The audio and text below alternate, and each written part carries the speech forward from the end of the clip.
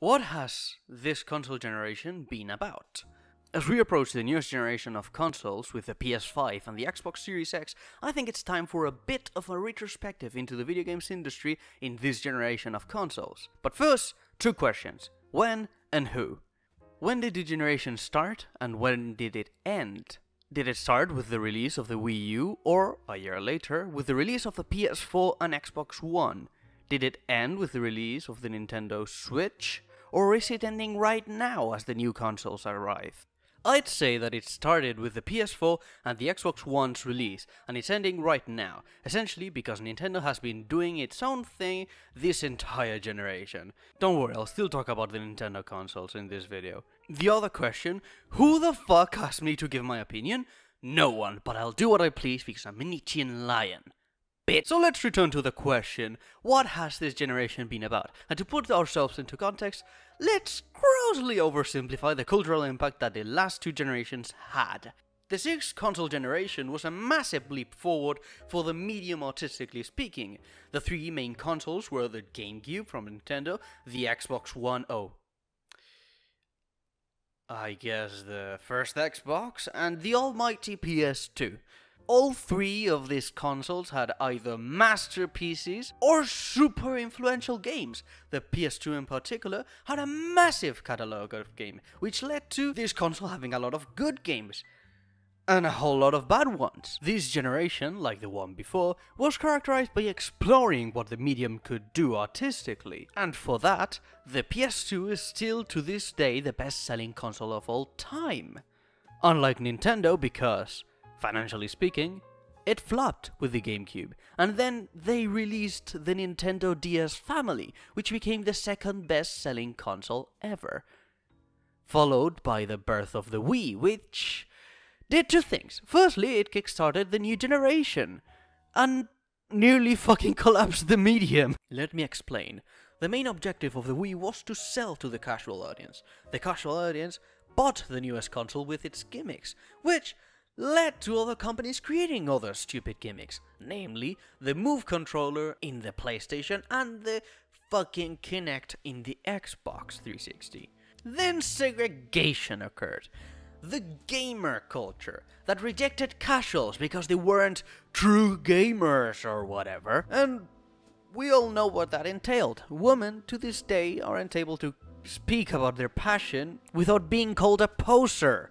But guess what? The casuals eventually left, either because of the horrible treatment from the gamers, or simply because the Wii only had a few worth-playing games. The people who started playing video games seriously with this generation rarely were from the Wii alone. It was the PS3 and the Xbox 360 who managed to do the actual exciting artistic evolution thing, with both of these consoles having great support for third-party development, especially Xbox, with Mass Effect and Bioshock being examples of these. This, alongside the rise of popularity of YouTubers, gave birth to the gaming world as we know it today. So if the 6th and 5th console generation's theme was the proclamation of video games as a serious art form, and the 7th theme was about the cultural identity that people that play video games have, what was this generation about? Nothing. It wasn't about anything, really. When I look back at the gaming world this generation, what are we leaving behind with this generation? Fuck all. Don't get me wrong, there has been good games this generation. The rise of the indie market is something this generation has helped establish, but that was mostly pushed by the PC market, mainly Steam. This generation hasn't been about anything. Let's do a rundown of what happened. We will start with the Wii U, a console so bad major game publishers straight up said they didn't want to do anything with that console. No one wanted to do a game for Nintendo, so they had to rely with first parties, and they all sucked because they had to use the fucking gimmicky touchscreen, which made it uncomfortable to play. I suppose that the idea from Nintendo was to reclaim once again the casual audience with the gimmicky touchscreen, but the casual audience left a long time ago because they didn't have a reason to stay with that plastic piece of shit with no games. Turns out that you can't catch lightning in a bottle twice. Who would have guessed? It's really sad what happened to that console, because they were trying to give us a video game console instead of an underpowered PC, as the other two tried. A place dedicated to playing video games without the problems that a PC could have. But if you want that for your console, you need good games, and that was not the case, unfortunately. Let's pass on to the Xbox One, because this one also has an interesting story. The launch for this console was pathetic. The super anti-consumer practices were abundant at launch. The Kinect was a thing that existed, and, as I've said, the console was trying to be a PC more than a console. They tried to sell it as, you could do a variety of things with this simple press of a button. You can watch YouTube, you can watch Twitch, or I guess Mixer, or you can even watch porn. The possibilities are endless as long as you're not trying to play video games. And everyone was like, what? You cannot play video games on a video game console. And it's not that they didn't have games, technically. It's more that they didn't have good games. They had some promising titles, like Quantum Break, which turned out to be disappointingly mediocre.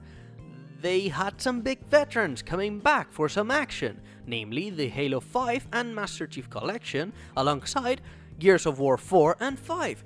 The new titles for these franchises were regarded as basically okay, and then Xbox had some cancelled titles. Scalebound. I'm talking about Scalebound, a cancellation that was so disappointing for everyone. If you do some research, you will find out that the cancellation was inevitable, but still, it is sad. So the general consensus regarding this console was, haha, no games. In recent times, to combat that, Xbox has tried to do a completely different strategy, the Game Pass. But the thing about the Game Pass is that it's a service for Windows also, and, as we all know, if you like to play your games regularly, PC is the best option, no doubt. Don't get me wrong, the Game Pass is an amazing service, still that doesn't change anything. If you want Game Pass, you can have it on PC. It isn't a surprise that PS4 won the generation, and it's the 4th best-selling console ever.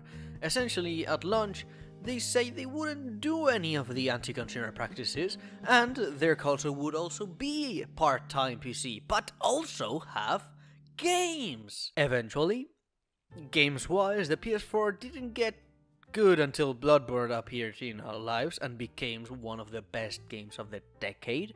After that, especially in the last 3 years, the PS4 has gotten some of the best titles in a long time.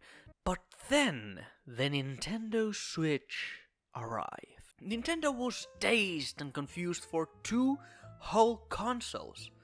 After that, they got into some introspection and realized the following. The gimmicks made it uncomfortable to play normal games. They needed to improve with third-party devs, and they cannot depend on the casuals. Then they created a game console that is accessible from the casual and non-casual perspective, with just enough gimmicks to be a novelty and at the same time sensible for the people who want to take it seriously. But perhaps what makes this console so good are the games. Despite my criticisms of Zelda Breath of the Wild, which I will cover someday, it is undoubtedly the most influential game of its generation, with titles like the recent Genshin Impact having taken inspiration from it. Which kind of leads us to the problem I have with this generation as an artistic medium. Video games are super reliant on what technology can do at the time. This is very much what dictates what the developers could do inside the medium. The jump to 3D, for example, led to new ways of exploring the medium. What has technology from this generation achieved? Pretty much nothing. Well, I guess everything looks prettier now. We can achieve the desired visuals with the desired style, which, you know, helps. But that is just bullshit. The fact that Ghost of Tsushima looks stunning doesn't excuse the fact that I had to look how the fuck the game was named. I was gonna call it Sekiro for fuck's sake. I guess that not having limitations at all is a creative limitation in and of itself. Everything is limited to look prettier technology-wise. Gameplay innovations are nowhere to be seen. For example, look at the shooter genre. It started being military slow action, and then we have fast-paced shooter like Doom and Overwatch. You might say that is improvement and that some evolution has been done, but the thing about evolution is that it kind of has to go forward, not back to the 90s. That being said, we've had a rise on open worlds, which could indicate a transition to open game design, which is great in my opinion, but there has been a lot of people complaining about the oversaturation of the genre, which is true. There hasn't been a lot of improvement per se, there has only been a lot of them. The only game I can safely say it's going to be super influential for the following generations is Breath of the Wild. Aside of that, nothing really. There hasn't been a new genre, has it? Wait, let me see. Oh shit, the Battle Royales! Fuck, I totally forgot they existed. And to be honest, I don't like them that much. I consider them as the pinnacle of the multiplayer console shooter. I completely forgot about them because I don't like playing multiplayer only games that often, with exceptions of course. I don't regard them as anything remotely artistic because they are more of a product made to sell rather than to be art. Besides, in most cases, the gameplay loop of a Battle Royale isn't that different from a free-for-all in a COD game. It just takes more time, and if you die, there's no respawns. Which might as well lead us to talk about the microtransaction business and how this generation we have seen companies abuse the shit out of them to take away the money off the poor bastards with mom's credit cards. The Battlefront 2 controversy regarding loot boxes is one of the most polemic examples of this. I suppose that one could argue that the theme for this generation is how capitalism ruins everything. In recent years, we have seen a very big problem with this industry.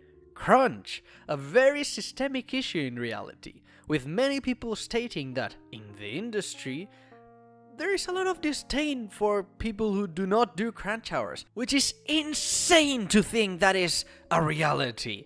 Then some companies saying, there will be no crunch anymore, and then doing it anyway. And then the worst are those who brag about how much crunch they do. So yeah, capitalism ruins everything. If only the means of production were owned by the workers. Well, at least we've had some attempts at unions, in America no less. But for now, there isn't much they can do. I hope the situation gets better now Biden is elected. I guess that's everything I have to say regarding this generation. It hasn't been a phenomenal one. It started with some hiccups, but eventually became a stable, if not a bit stale artistically, generation. But what I fear is that it's going to become the norm, the staleness. As of the day I'm writing this, the reviews for the Series X are arriving and they're saying, "Whoa, this console is amazing! The technology for this thing is incredible! This thing is a beast!" Don't buy it though. There's no reason to do so. This is especially funny because Phil Spencer has said that the technological jump from this generation to the new one is so massive, it is comparable to the jump between 2D and 3D, which is like, no, I'm afraid not, Phil. Not gonna happen, Chief. Not gonna happen. I'm afraid that Microsoft is gonna stumble with the same problem they ran with the Xbox One. There will be no games, and the only reason to buy the console is to enjoy Game Pass in 4K for a moderately reasonable price. Maybe in the future there will be something worth playing, who knows? My only hope for the 9th generation of consoles is that there is some evolution, artistically speaking. Some new genre would be sweet, or at least a variation from an already established one, so that it revitalizes it. But I don't think that's gonna happen. Okay, that's a bit of a sour note to end the video on. Let's clarify one thing. It isn't like the video games industry hasn't evolved at all in the last 7 years. Time inevitably changes things. The industry has evolved thanks to the indies, with titles like Papers, Please or Return of the Obra Dinn by Lucas Pope showing the power of unorthodox gameplay. Some other titles weren't exactly creating anything new, but they did it so well it became an exemplar of that specific genre, like Hollow Knight. And then there are some games that are simply masterpieces, like Undertale. My point with this video was to talk about the lack of general effort from the console market to improve the medium artistically. Not to say that the medium hasn't improved at all. It would be lying. What I have seen this generation is a lack of interest in promoting artistic evolution from the AAA developers, and I'm afraid that will be continuing in the following generation.